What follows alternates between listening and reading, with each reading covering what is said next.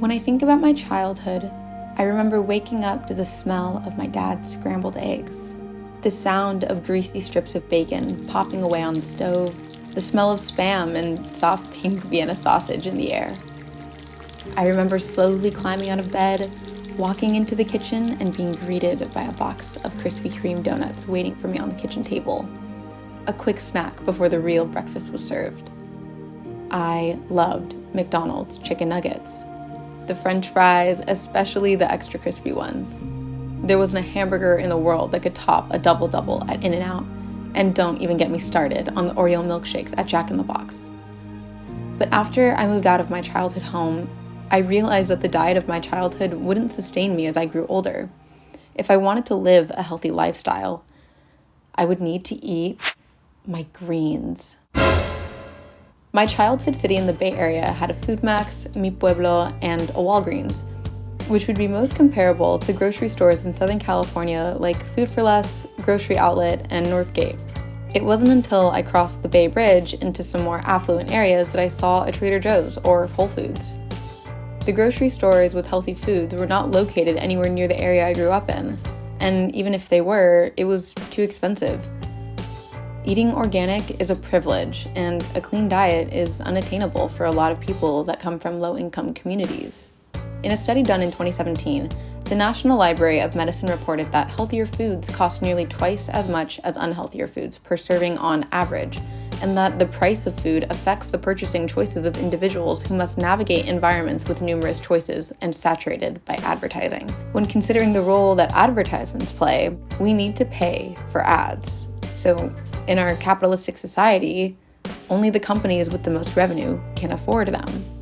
In 2022 alone, McDonald's made nearly $37 billion in US sales, the highest in the country.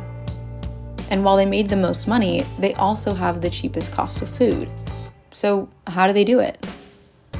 For starters, McDonald's buys all of their ingredients in enormous wholesale amounts. And if we look at places like Costco, for instance, we can argue that buying in bulk can save you a lot of money. In addition to this, the ingredients they do buy are also extremely cheap.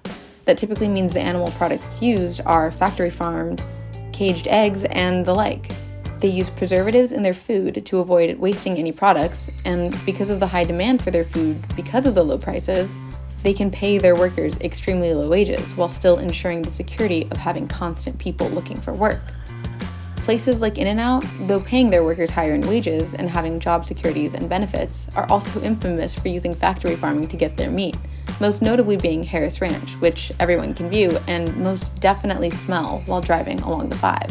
Why does this matter? Well, because we need to consider who benefits from having cheap fast food.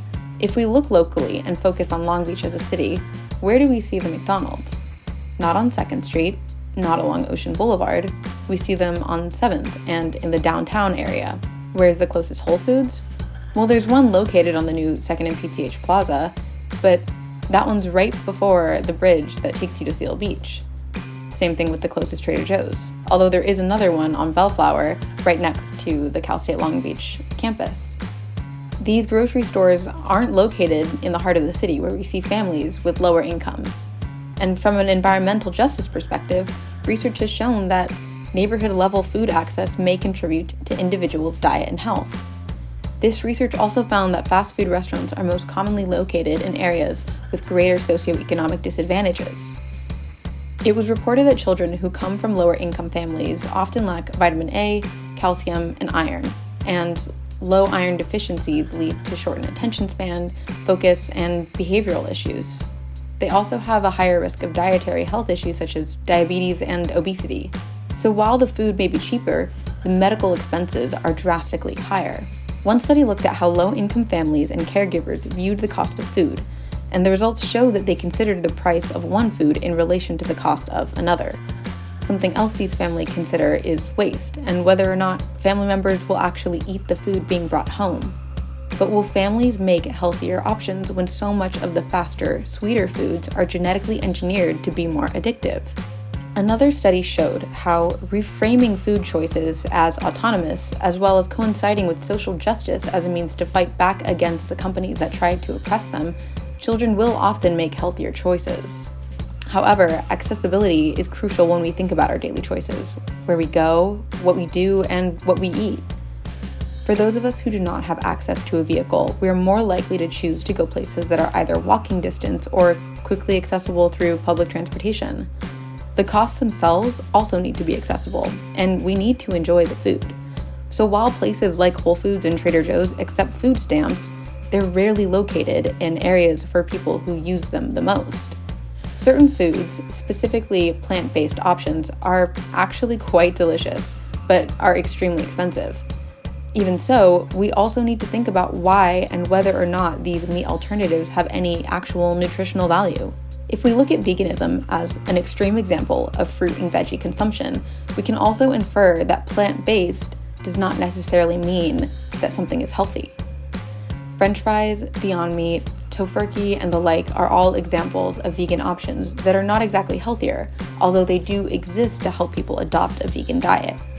The flavor is excellent, but the texture is clearly not the real thing. Oftentimes, these vegan options aren't cheap either. Mock meat, especially in comparison to real meat, is often significantly more expensive due to the cheap prices factory farms can afford.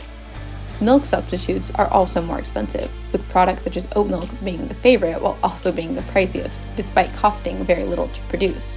When considering the cost and use of water to produce cow milk versus oat milk saves more water, uses less land mass, and emits less emissions than cow milk. In comparison to other milk alternatives, oat milk uses less water than other popular plant milks like almond milk, and yet it's one of the most expensive. This is partially due to the long history of companies marketing cow milk as a top calcium provider and the influence of factory farming, but also because of how established the milk industry is within our economy. They can afford these low prices. Plant-based companies just aren't there yet financially. But this isn't the only way to eat clean. And using the example of veganism again, I would also like to point out the cost of other vegetables that could be opted out for meat substitutes. Mushrooms, for instance, also take very little water to grow. Though production initially can be difficult, mushrooms offer an excellent amount of protein and are a sustainable method to provide for nutrients. Similarly, jackfruit is another example of water-saving meat plant. It is a drought-thriving, mass-producing superfruit that is loaded with nutrients and can act as an excellent substitute for meats such as pork and shredded chicken. Mock meats are not only more expensive, but they don't guarantee health. So why is food marketed toward different groups? Is it simply because companies are trying to ensure that low-income families have access to food? Or is there more to it? Based on what we know about the prices of fruits and vegetables, as well as the difference in price between healthy and unhealthy foods, we have to think about food from the lens of environmental racism and classism. Healthier food and meat substitutes don't need to be more expensive if we are focusing on incorporating as much fruit and vegetables as possible. The cost comes in the form of the fake meat, fake dairy, and fake eggs, as well as the promise of organic superiority.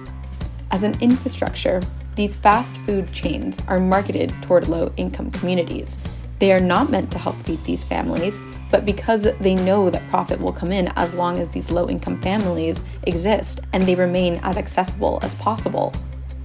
Places like 2nd Street and rich areas in Los Angeles know that they can afford to skyrocket their prices on food because the people will buy them believing that their organic, free-range, plant-based food are providing them better nutrition.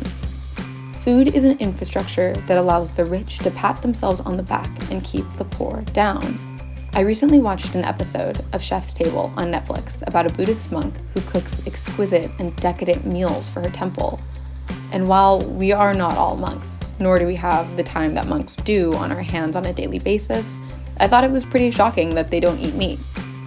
I later learned that these monks typically do have a vegetarian diet, often growing and harvesting their own fresh greens from their garden. While I understand that these lifestyles are not possible in large cities and other urban areas where we see higher populations of socioeconomic disadvantages, due to the lack of space, I would propose the implementation of new technologies such as vertical farming and hydroponics. This method not only saves water, but could potentially save energy. And while providing people with fresh fruits and vegetables, not only would these families have access to better foods, but it would save them a lot of money. Food as an infrastructure is designed to allow the prosperity of those with money. They have less health problems, giving them more time and freedom to thrive. In comparison, people with less money suffer more medically, leaving them with more doctor visits, less money, and less time. Overall, food is a major factor adding to the weight of environmental racism and the classist system put in place to uplift the elite. But food is a universal right and something that can be sustainably harvested by anyone. The United States has a long history of marketing from the meat and dairy industries.